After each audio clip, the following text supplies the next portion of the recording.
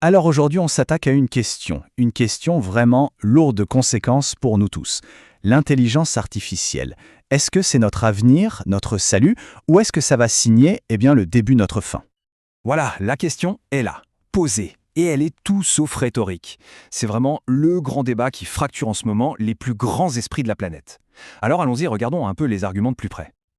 Ok, pour commencer, accrochez-vous bien. Un chiffre. Juste un chiffre. 10 à 20%.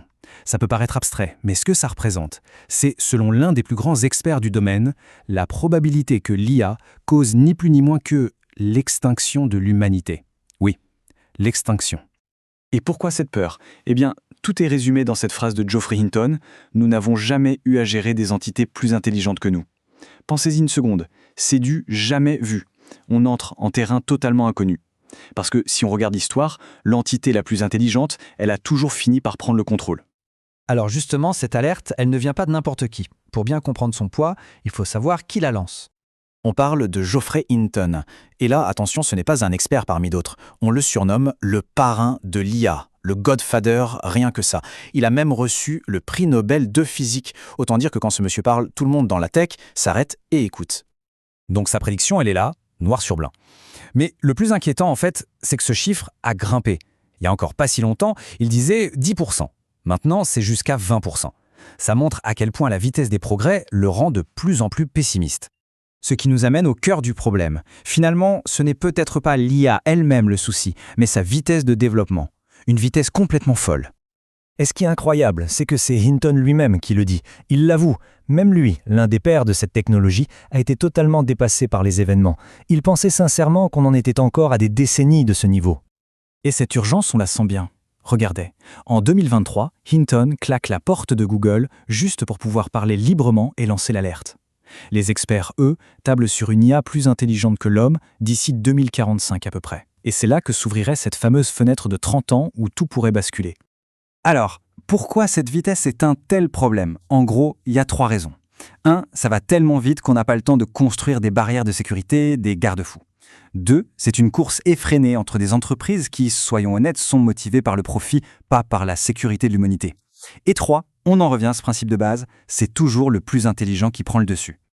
Bon, attention, l'avis de Hinton, même s'il est ultra respecté, n'est pas parole d'évangile. Loin de là. En fait, il y a un vrai débat, un vrai clash, au sommet de la pyramide des experts.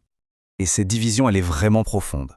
D'un côté, on a Hinton et son alarme sur le risque existentiel qui réclame des lois tout de suite. Et de l'autre, on a un autre géant, Yann LeCun, lui aussi un parrain de l'IA. Pour lui, c'est tout l'inverse.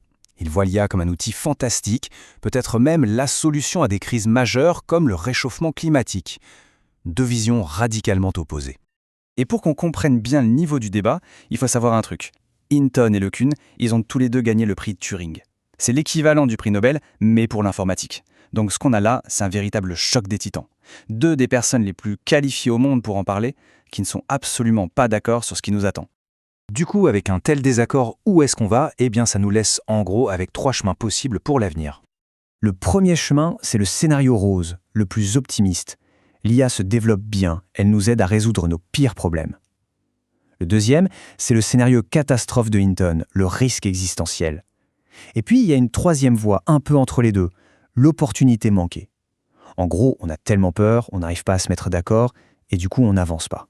On rate le coche, mais sans pour autant régler les questions de sécurité. La question évidente, c'est comment fait-on pour éviter le pire et viser le meilleur? Pour beaucoup, la réponse tient en un mot, la régulation.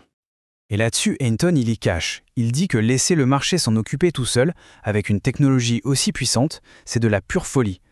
Pour lui, c'est simple. Les intérêts commerciaux ne seront jamais alignés avec la sécurité de l'humanité.